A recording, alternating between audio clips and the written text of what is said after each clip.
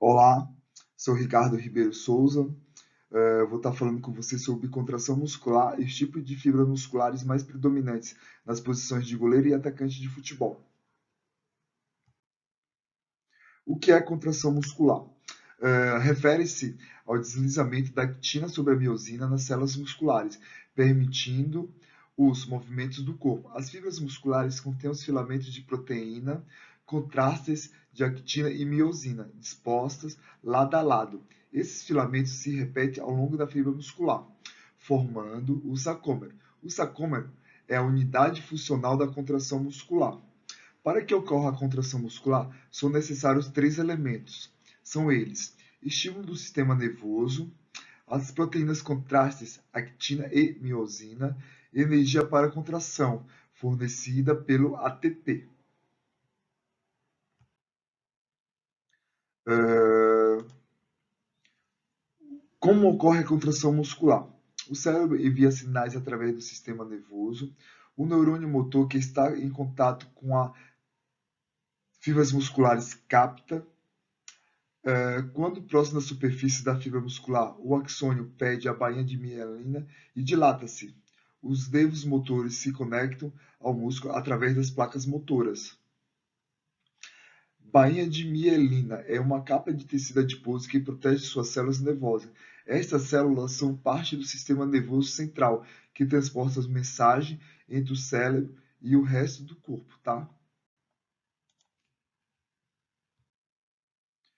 Com o impulso nervoso, as terminações nervosas lançam a substância neurotransmissora.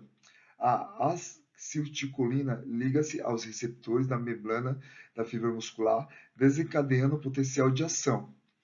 Filamentos de actina e miosina se contraem, sarcômetro diminui e provoca contração muscular. A fibra muscular se contrai totalmente ou não se contrai. Se o estímulo não fosse suficiente, nada acontece. O estímulo para a contração muscular é geralmente um impulso nervoso que se propaga pela membrana das fibras musculares, chegando até por meio de um nervo, passando pela membrana das fibras musculares, atinge o retículo sarcoplasmático, fazendo com que o cálcio ali armazenado seja liberado no citoplasma. Ao entrar em contato com as miofibrilas, o cálcio desbloqueia os sítios de ligação da actina e permite que essa ligue a miosina, iniciando a contração muscular. Quando o estímulo para o cálcio é bombeado novamente para o interior do retículo sarcoplasmático e termina a contração muscular. A energia para a contração muscular vem das moléculas de ATP, adenosina trisfosfato, produzida durante a respiração celular. Essas moléculas atuam na ligação de miosina à actina, ocasionando a contração muscular. Mas não é o ATP a principal reserva energética das células musculares, é a fosfocreatina, que nada mais é que dos grupos de fosfatos ricos em energia que são transferidos da fosfocreatina para o ADP, adenosina disfosfato, que se transforma em ATP, que é adenosina trisfosfato. No caso de trabalho muscular intenso, as células musculares repõem seus estoques de ATP e de fosfocreatina, intensificando a respiração celular, utilizando o glicogênio como combustível. O ATP atua tanto na ligação da miosina à actina quanto em sua separação, que ocorre durante o relaxamento muscular. Quando falta ATP, a miosina mantém-se unida à actina, causando enrijecimento muscular. É o que acontece após a morte, produzindo-se o estado de rigidez cadavérica. Entretanto, a estimulação intensa e ininterrupta faz com que o músculo chegue ao máximo grau de contração. Então, o músculo permanece em contração, o que chamamos de tetania. Um estado de tetania muito prolongada causa a fadiga muscular.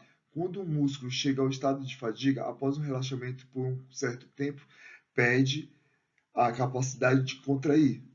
Isso ocorre por deficiência de ATP, incapacidade de propagação do estímulo nervoso por meio da membrana celular, ou acúmulo de ácido lático, tá?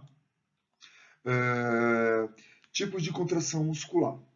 A contração muscular, temos dois tipos: contração isométrica, quando o músculo se contrai, sem encurtar o seu tamanho. Exemplo, a manutenção da postura envolve a contração isométrica.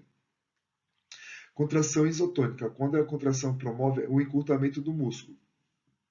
Exemplo, movimento dos membros inferiores.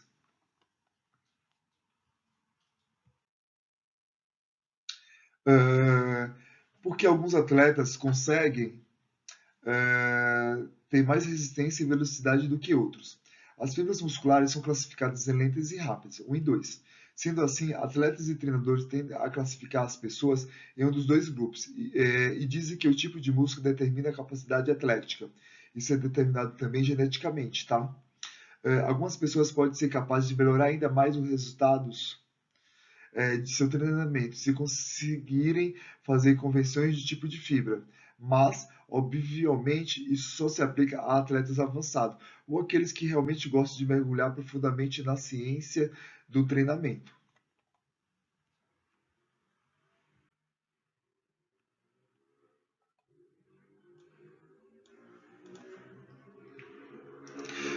Os tipos de fibras musculares são o fator principal para determinar a capacidade de rendimento de qualquer músculo esquelético. Tá? Composição das fibras musculares. Quando pensamos nos músculos, temos a considerar a cada um deles como uma só unidade. Isso é natural porque um músculo esquelético parece atuar como uma unidade independente, mas são muito mais complexos que isto. Ao dividir um músculo, primeiro cortaríamos o tecido conjuntivo que o reveste exteriormente e depois no seu interior situa-se as fibras musculares, que são as células musculares individuais. O número de fibras musculares por cada músculo varia consideravelmente dependendo do tamanho e da função do mesmo. Tá? A unidade motora e fibra muscular. Uma unidade motora é um só neurônio e as fibras musculares que inervam. O neurônio determina que as fibras sejam lentas ou rápidas. Numa unidade motora lenta, o neurônio inerva um grupo de entre 10 e 180 fibras musculares. Pelo contrário, uma unidade motora rápida inerva entre 300 a 800 fibras musculares.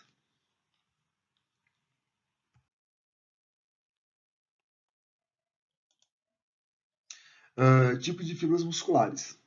O corpo humano tem três principais tipos de fibras do músculo esquelético: fibras lentas, fibras rápidas e intermediárias ou intermédias, né?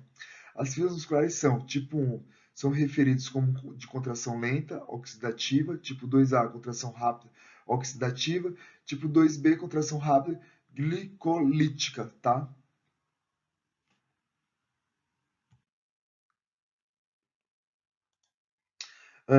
Atividades ou dispostos nos quais atletas destacam pela composição majoritária em fibras tipo 2A são aquelas de máxima potência e um curto espaço de tempo, como pode ser os sprinter, né, que seriam as arrancadas rápidas.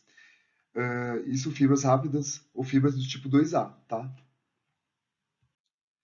Fibras lentas ou fibras do tipo 1, atividades ou dispostos nos quais os atletas destacam pela composição majoritária em fibras tipo 1, aquelas de resistência e longa duração, como pode ser os maratonistas. Fibras intermediárias tipo 2B, uh, como seus nomes sugerem, cada tipo tem características funcionais diferentes. As fibras do tipo 1 caracterizam-se por baixa força, poder, produção da velocidade e resistência elevada. Tipo 2B, pela força elevada, produção da potência, velocidade e resistência baixa. E do tipo 2A, fica entre no meio delas, tá? Uh, Fibra de contração lenta tipo 1, sistema de energia aeróbico, contração muscular lenta, oxigênio é a principal fonte de energia, coloração é vermelha, altamente resistente à fadiga. Exercícios de longa duração.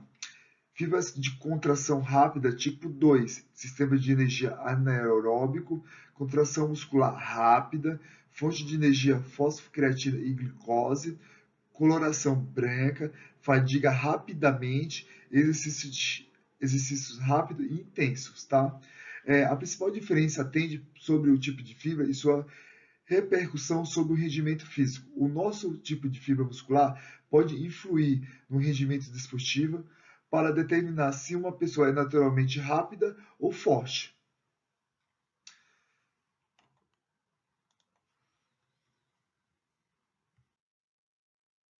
A principal diferença entre uma fibra muscular de contração lenta e uma fibra muscular de contração rápida é que a fibra de contração rápida é maior e pode assim produzir mais força. Quando você está levantando algo pesado ou aplicando muita força, o seu corpo vai contrair praticamente todas as unidades de motor disponíveis para este músculo em particular, tá? Ah, As unidades motoras do tipo 2 são divididas em tipo A e tipo B. Ambos os subgrupos são capazes de maiores níveis de força absoluta do que do tipo 1. Também fadiga muito mais rápido. Os do tipo 2 são capazes de aproximadamente a mesma quantidade de força de pico, mas as fibras demoram mais para atingir a sua potência de pico em comparação com o do tipo B. Fibra de contração rápida não gosta de grandes volumes ou longas durações de trabalho. Elas nem sequer gostam de uma alta frequência de trabalho. Os tipos ideais de fibra de contração lenta e de contração rápida. Contração lenta, constantemente em ação. São fibras de contração lenta, é, como também são descritas como fibras vermelhas, porque elas possuem um alto valor de oxigênio, tá? Isso nas fibras de contração lenta. As fibras de contração rápida também são a criadora de músculo. As fibras de contração rápida possuem uma quantidade baixa de microglobina e com isso também um baixo teor de oxigênio. E por essa razão não se apresentam vermelha ou avermelhada, e sim claras, tá?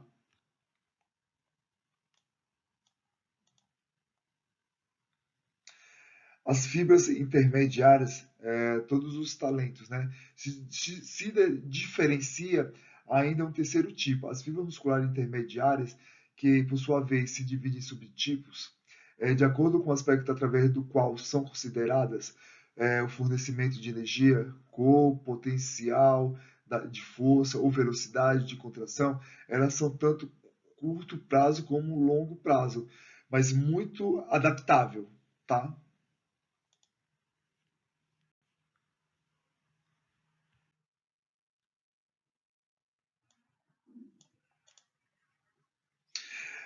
Ao atleta de futebol, são necessários níveis ótimos de condicionamento aos praticantes, né, aos que praticam, em todas as suas capacidades. Porém, deve-se levar em conta que não há necessidade de se ter velocidade de um velocista do atletismo ou a força de um levantador olímpico ou resistência de um maratonista. Ou seja, não em níveis máximos, mas em níveis ótimos em todas elas. Isso aqui é um resumo que eu quero dizer o seguinte, que cada atleta, tanto na posição de goleiro como atacante, ele tem que ter diversas habilidades, né? Conhecimento em níveis ótimos para suas posições, tá? Então ele não precisa correr que no maratonista, tá? O atacante. Ou ter uma força de um levantador olímpico. Então, mas ele tem que ter a capacidade de entendimento sobre cada aspecto que ele tem individualmente. Goleiro é quem ocupa a responsabilidade de evitar que a bola entre no gol de sua equipe. Difere-se dos demais jogadores do time e é o único dentro de campo a quem é permitido tocar a bola com as mãos. Uma vez estando dentro dos limites da grande área, também pode atuar em passe de contra-ataque. Dadas as dimensões do gol, é comum que este atleta apresente uma estatura maior que os demais, além de uma grande envergadura. Outra característica importante para atletas que atuam como goleiros é ter uma boa leitura do que está acontecendo no jogo, dada a sua posição privilegiada em relação aos demais. Deve também ser eficiente no que tange à comunicação, pois ele pode fornecer informações do que está observando, né?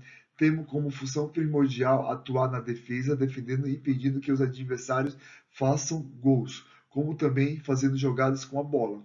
O goleiro, quando se desloca para defender o gol contra seu oponente, passa por várias formas de movimentação. Exemplo, quando pula para o canto do gol, todo esticado para defender o gol, ele contrai os músculos de quase todo o corpo, usando a força, a explosão, a agilidade, desenvoltura, raciocínio rápido e outras ferramentas, né? O goleiro deve, sempre que possível, manter-se de pé. Alguns goleiros, antes da defesa, é, afastam-se da bola para depois efetuar um salto, né? Tornando o movimento mais bonito para o torcedor. No entanto, ou para aqueles que estão ali assistindo, tá? No entanto, como este comportamento estará aumentada a chance de uma falha dele, e ao longo prazo os problemas de lesão comparecerão e a surgir devido a essas quedas, né, em jogos e treinamentos. Para evitar esses problemas técnicos, treinadores devem ter muito cuidado com esses detalhes, tá? Com os goleiros, orientando o goleiro a fim de ter uma boa colocação ou posicionamento naquela meta de como ele vai defender a bola.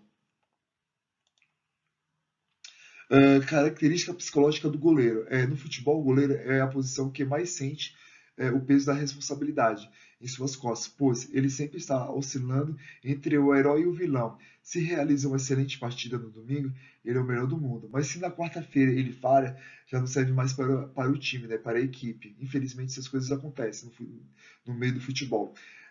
Cobrança grande. Dentro deste pensamento, o goleiro deve se estar psicologicamente sempre preparado para estar em outras situações que ocorram, tá, ou ocorreram em sua carreira. Enquanto antes for realizado esse trabalho, melhor serão os resultados futuros. Nos goleiros, são utilizadas as fibras do tipo 1 e tipo 2 com a mesma intensidade. Diferente ao jogo de linha, exemplo dos atacantes, são usadas as fibras 1 e 2, mas geralmente a mais usada são as fibras do tipo 1. Essa é fadigada um pouco menos, né? A fadiga é mais lenta.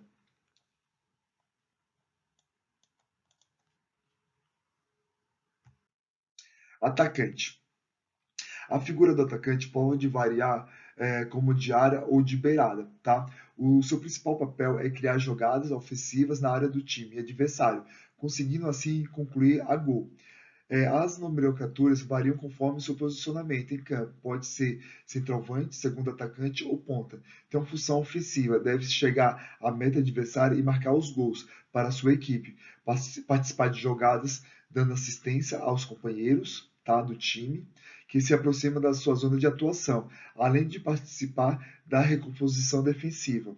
O atacante desempenha uma função ofensiva com o objetivo de fazer gols ou dar assistência para seus companheiros. Os objetivos do atacante são ataques impulsivos contra o time adversário.